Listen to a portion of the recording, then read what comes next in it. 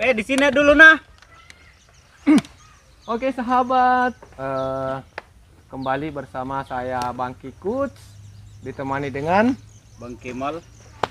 Pada kesempatan kali ini kita berada di Istana Kars yang ada di Ujung Bulu, Kak. Ujung Bulu, Kabupaten Maros.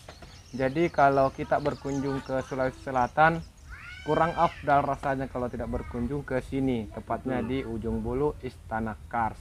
Karena di sini pemandangannya begitu indah. Jadi kalau teman-teman ingin melihat pemandangan yang secara detail, nanti ada video berikutnya. Tapi bisa juga didapat nanti di deskripsi video ini akan ada saya tulis link untuk menuju ke video yang lebih lengkap terkait tempat wisata ini. Nah, tapi pada video kali ini kita tidak membahas dulu, kita tidak memperlihatkan dulu pemandangannya karena ada yang lebih menarik dan ada yang lebih spesial lagi tentang adanya seorang bintang tamu. Ya betul. Kita kenal nggak bintang tamunya? Siapa, Kak? Pokoknya orang dia itu gadis cantik. Oh, luar biasa. Hati-hati mami kok ya, apakah nanti baper, Kakak. itu pelan-pelan mami kok, karena dia itu juga salah satu pecinta alam juga. Malah dia itu ketua loh. Oh, ketua. Iya. Ketuanya apa, Kak? Dia itu kalau nggak salah dia itu ketua dari salah satu komunitas pecinta alam juga. Saya kurang paham juga sih tentang anunya. Tapi yang jelasnya dia itu waktu masih jadi mahasiswa, dia mahasiswi ya. Saat waktu dia masih jadi mahasiswi, dia itu menjabat juga di pers, saya dengar. Jadi luar biasa, Kak. Jadi bahaya juga nanti kalau kita salah bicara, dia itu bisa protes. Iya. Jadi hati-hati mami nanti. Terus dia itu juga salah satu penggiat sosial. Luar biasa. Penggiat sosial, karena saya juga sempat melirik Instagramnya. Ternyata dia itu pecinta sosial juga. Jadi komunitas yang dia bawahi itu dia kadang bergerak di bidang sosial. Luar biasa. Memang luar biasa ini gadis cantik yang kayaknya tambah penasaran kan? Saya juga saya sebenarnya masih penasaran juga untuk tahu dia lebih jelasnya sih. Tapi kalau menurut saya kalau ada yang seperti ini mungkin calon ibu yang baik ini kalau seperti ini. Buat siapa, Kak? Buat anak-anak kita atau siapa? Yang jelasnya orang baik untuk orang baik. Iya betul. Oke, pasti supaya tidak penasaran Ki, langsung saja kita panggil. Inilah dia bintang tamu kita yang spesial pada hari ini, Ibu Rahmania SPD. Dipersilakan untuk masuk. Tereng. Luar biasa. Luar biasa. Assalamualaikum. Waalaikumsalam. Namanya Ibu Rahmania ya? Ya. Rahmania SPD, sarjana pendidikan. Ya. Panggil Mbak atau panggil Non atau panggil sayang? Bahaya Cak. Aduh.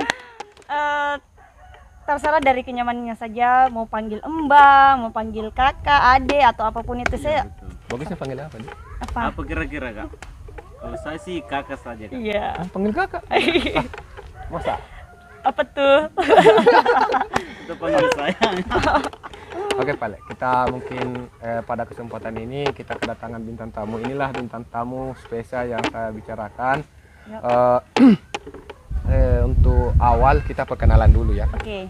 Langsung saja kita bisa langsung untuk perkenalkan diri untuk teropong Kikuts. Kita sedang berada pada acara podcast Bang Kikuts. Oke, halo teman-teman dari teropong Bang Kikuts.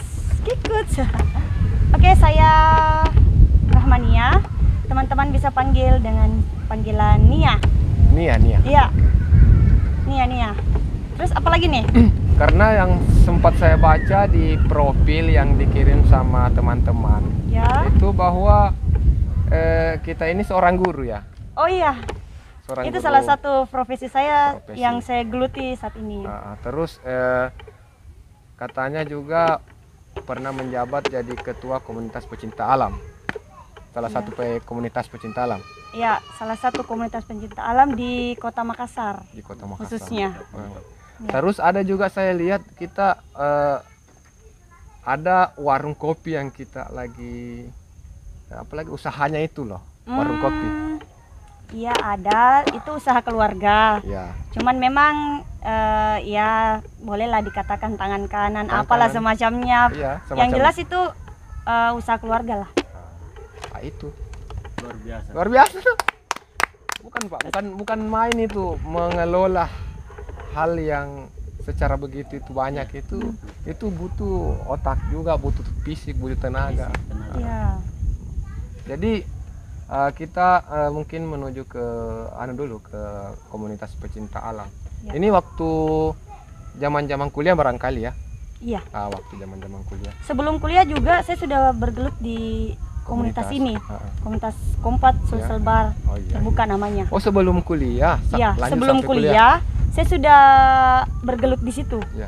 Di- Apa-apa saja yang menjadi daya tarik sehingga bergabung bahkan menjadi ketua di situ, apa-apa saja yang mungkin bisa diceritakan gitu. Oke, pertama-tama Kompat itu kepanjangannya Komunitas Pecinta Alam Terbuka. Ya. Dia sekretnya ada di Kota Makassar, tepatnya di Jalan Buntu Mengape. Terus kita ada member atau anggota Ya. itu di berbagai daerah, bukan Berbagai hanya di daerah. Kota Makassar. Iya, namanya Kompat Sulsel Bar. Sulsel mungkin. Bar berarti Sulawesi Selatan Dan dan Barat. Barat. Ya, tepat sekali ya. Dan awal mula juga ini bukan di Makassar, tapi terbentuknya itu di Sulawesi Barat. Sulsel Barat. Iya. Tapi karena teman-teman kita lihat lebih antusiasnya, maksudnya lebih antusias dan anak-anak remaja-remajanya itu lebih antusiasnya di Sulawesi Selatan, maka kita buat sekret di Kota Makassar. Kota Makassar. Itu. Jadi adalah kisah-kisah yang menarik saat bergabung di situ ya. Dan mungkin itu salah satu wadah karena saya lihat ini kita kebanyakan mungkin kegiatan-kegiatan sosial saya lihat. Iya, betul sekali. Waktu kalau kegiatan sosialnya kita pernah turun langsung waktu bencana di Jeneponto, Ponto. Sulbar, Palu. Palu Waktu dulu, itu, waktu Bapak waktu Palu. Palu itu kita banyak tim yang turun ke sana Iya. secara langsung. Terus khususnya di Makassar juga dan masih banyak daerah-daerah lain. Oh, iya. Seperti itu. Kalau untuk usaha kopinya ini seperti apa itu? Apakah mungkin ada tempat nongkrong? Ya. Apa pesannya warung kopinya ini modelnya seperti apa? Mungkin bisa diceritakan sedikit. Oke, kalau warung kopi itu berada di Jalan Arif Rate. Tidak jauh, Itu Jalan Arif Rate tahu? Di mana itu, Kak? di Makassar. Iya, di Makassar. Tidak jauh dari Pantai Losari. Oh, Tahu dong jangan Pantai lupa Losari. Pantai Losari. Pasti, Pak. Iya. Jadi nanti kalau ke Pantai Losari, Bisa singgah. Iya, boleh lah calling-calling. nanti Iya. kita WhatsApp kan. Bisa. Iya, boleh. Kalau warung kopinya itu ada di tidak jauh dari Pantai Losari. Itu juga salah satu kayak tempat base campnya anak Gojek, anak Grab ngopi di situ. Oh, anak Gojek. Jadi teman-teman kalau ada di Makassar boleh Siap. langsung datang ke warung. Bentar Bunda. langsung luncur, Kak. Sebentar tutup nih. Kalau malam tutup. Oh iya, tahu. Mungkin ada pertanyaan? Kalau saya begini, Kak. Oke. Apa yang mendasari jiwa sosial kita ini untuk turun langsung kayak bencana? Punya dasar apa yang membuat kita Tertarik. tertarik, saya harus ke sini. Ya, yang pertama itu kemanusiaan lah. Manusia. Kemanusiaan. Sebab kadang kita terenyuh begitu. Jangan sampai esok atau nanti Ya. kita yang berada di posisinya kan kita sudah rasakan begitu. Besok-besok kita lagi yang apa namanya lagi Memposisikan, artinya kita yang memposisikan diri sebagai yang terkena bencana, pasti kita mengharapkan hal ya seperti betul. itu. Luar biasa. Ya. Dan mungkin kalau bukan kita siapa lagi? Iya. Kalau bukan siapa lagi, kalau bukan sekarang kapan lagi?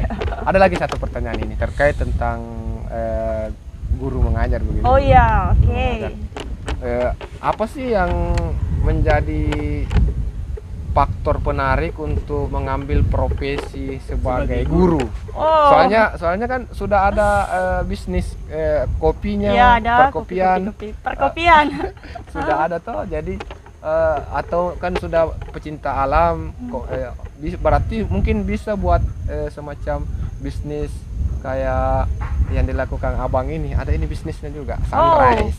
Oh, boleh lah. Iya, jadi kalau umpama kita mau keluar camping, belum tidak lengkap perlengkapan, Alat silakan. boleh, oh gitu. Ya, nanti. Nah, Mantap. jadi kan itu saya bilang kan punya teman, kenapa tidak ambil posisi seperti itu? Kenapa justru memilih untuk jadi guru? Apa ya. sih yang menjadi dasar sehingga fokus di guru? Yang pertama itu saya terlalu senang dengan anak-anak, makanya saya ambil PGSD, pendidikan. Calon ibu ini, Calon ibu yang baik. Ya.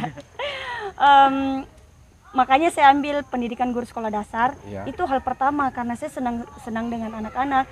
Saya senang berinteraksi dengan mereka. Saya suka dunia-dunia seperti itu. Selain ya alam dan sebagainya. Nah, jadi di antara 3 aktivitas utama termasuk guru, termasuk juga komunitas, termasuk juga ini usaha kopi. Bagaimana sih cara mengatur waktunya itu? Saya penasaran ini. Saya penasaran ini karena paling sulit itu memanajemen waktu ini loh. Betul. Bagaimana caranya ini? Yang pertama dulu kita cintai dulu apa yang sudah jadi pilihan. Mantap. Ya, kalau kita sudah cintai maka apapun itu seberat apapun ke depan itu ya biasa saja karena kita memang cinta dengan hal itu. Itu yang utama. Jadi kalaupun ada 1, 2, 3 dan sebagainya itu sebagai pilihan, maka pasti ya berjalan begitu saja karena kita sudah mencintainya. Seperti itu. Tapi kan terkadang itu kita pasti mengalami satu kendala, misalkan sementara kita mau buka warung. Ya. Tapi mungkin ada anggaplah begini, sementara kita mau ada kegiatan sosial, Ya. Tapi otomatis terkendala dong di warungnya. Ya. Mungkin ada solusinya cara mengatasi hal-hal yang masalah seperti itu. Yang pertama kita lihat dulu yang mana jadi prioritas. Nah, kalau kita sudah tahu yang mana prioritas, yang mana yang membutuhkan waktu yang saat itu harus deadline, harus betul-betul langsung dikerjakan. Pilih salah satu yang membuat kita itu tahu yang mana yang jadi prioritas dulu untuk saat itu. Jadi untuk yang lain mungkin bisa menyusul atau mungkin bisa diarahkan ke teman mungkin sepupu keluarga yang kelola dulu. Anggaplah salah satunya mungkin. Bisa juga dengan cara begitu. Tapi maksud saya kalau berjalan dengan ketiganya, kita lihat dulu masalahnya apa di salah satu ini. Kalaupun ada salah satu masalah yang terjadi di ketiga ini, maka kita lihat dulu yang mana yang jadi prioritas. Seperti itu. Berarti intinya ini Kak prioritas Kak. Iya. Sama halnya dia yang selalu ke prioritas. Masuk Pak Eko. Maaf. Nanti ada yang cemburu Pak. Jadi berhubung kan saudara Bang Kem ini berbicara masalah cemburu. Ngomong-ngomong Mbak Neng, itu ya, adik kita ini. Tadi Kak, ya. mau saya pertanyakan. Bagusnya kayak pertanyaan kita mau Kita minta. Kita. Enak Kak. Ngomong-ngomong ini statusnya apakah mungkin sudah punya pacar atau sudah punya suami atau apakah tunangan kah? Belum masih sementara ya. Bisa ini Kak, bisa. Untuk anak muda sebetulnya mau ke artinya enggak apa-apa sih, saingan sama Bang Kem. Kalau saya mungkin Pura-pura ngopi dulu Kak. Boleh. Silakan datang ke warung Bunda di Jalan Arif Rate. Apa lagi terkait guru? Ya. Kalau berbicara masalah guru, Ya. Saya dengar sekarang mungkin ada semacam kendala. Ini kan kebanyakan sekarang daring. Oh ya, oke. Daring. Bagaimana sih terkait daring ini, mengajar online ini bagaimana menurut Ibu Guru? Kalau disuruh pilih antara daring dengan tatap muka, ya secara otomatis lebih memilih tatap muka. Tapi kalau bicara tentang daring, ini menurut saya ini sangat menarik. Sangat menarik. Ya, kenapa? Karena guru juga lebih mengeksplor dirinya, membuat video pembelajaran agar anak-anak tidak cenderung monoton, stuck seperti itu. Jadi kita harus buat kreativitas dengan cara membuat video pembelajaran yang menarik. Iya. Mungkin itu salah satu teknik ya yang dipakai. Karena yang takutnya sekarang anak-anak itu gara-gara sering pakai HP di HP itu kan kalau apalagi dibilang online itu banyak sekali. Ya. Ada video-video yang mungkin tidak masuk akal, yang tidak bisa ditonton oleh anak-anak kecil, atau mungkin ada video-video yang pokoknya tidak ada hubungannya Bukan di dengan ranahnya. pelajaran. Oh Iya. ya. Itu bagaimana cara supaya ini ada nggak taktiknya sehingga ini anak-anak supaya fokus untuk belajar. Banyak aplikasi-aplikasi pembelajaran. Mm-mm. Terus kalau buka YouTube juga ada YouTube Kids. Itu Iya. banyak sekali pembelajaran di situ. Oh, banyak Untuk anak-anak kecil, Mm-mm. ya kelas rendah Kelas khususnya. Mm-mm. Anak SD YouTube begitu. Kids namanya. YouTube Kids. Karena kan begini, walaupun kita sebagai guru, Ya. bagaimanapun cara kita mengajar, otomatis kita cuma punya 20%, 80%-nya itu di orang tua. Ya, betul. Orang tua yang 80% bertanggung jawab dalam artian pendidikan Ya, anak-anaknya. anak-anaknya. Ya. Jadi guru memberi 20% nanti dikembangkan oleh Orang orang tua tuanya di rumah ya, betul. Jadi bagaimanapun cara kalau orang tua ya, mungkin ada pesan untuk orang tua dan pesan untuk sesama pengajar. Oke. Karena sesama pengajar mungkin ada mungkin teman-teman yang kurang bagus caranya mengajar, mungkin tidak usah disebut pribadi, Ya. tapi setidaknya disinggung. Ya. Siapa tahu yang ada yang merasa tersinggung dan bisa memperbaiki diri. Ya, ya. Terus untuk anak-anak sekolah sendiri mungkin pesan dan kesannya untuk mereka. Silakan Bu. Oke. Kalau untuk orang tua di rumah, pesan saya bimbing anaknya, jangan dikerjakan tugasnya. Iya, iya. Oh, ini kan ini. Memangnya biasa ada yang begitu. Bu, Ya, ada beberapa lah, ada Ada beberapa beberapa begitu. yang apa ya, orang tuanya yang mengerjakan tugas yang Orang diberikan. tuanya mengerjakan Iya. tugas, anaknya Semakin tinggal guru, main. Orang tuanya yang belajar. Ya, ada beberapa ya, Ada tidak beberapa semua, ya, ada tidak beberapa. semua. Ada beberapa memang. Ya, kalau dari pembelajaran yang diberikan, Mm-mm. dibimbing, jangan Dibimbing, dikerjakan, jangan seperti dikerjakan. itu. Terus kalau untuk siapa tadi lagi? Untuk sesama pengajar, tenaga pengajar. Sesama pengajar tetap semangat, tetap berfokus dan tetap membuat RPP dan silabus. Apa itu? Itu RPP, rancangan pembelajaran. Rancangan Iya. pembelajaran. Kalau untuk anak-anak sendiri? Kalau untuk anak-anakku di rumah tetap semangat online, belajar online. Terus jangan cuma main game, sebab kebanyakan itu 80% main game, 20% itu buka tugas. Maksud saya seimbang lah. Oke. Untuk Bang Kem sendiri mungkin ada kesimpulan yang bisa dipetik dari perbincangan. Saya cuma itu, Pak. Prioritaskan ini. Siapa yang mesti diprioritaskan? Iya. Makanya itu yang Anda lakukan. Betul. Sepakat. Kalau mungkin kesimpulan yang saya petik di sini adalah mari kita sama-sama mengatur waktu Iya. dan mari kita meraih cita-cita kita karena tidak ada perjuangan yang sia-sia. Betul. Tidak ada perjuangan yang sia-sia dan hasil itu usaha itu tidak mengkhianati hasil. Betul.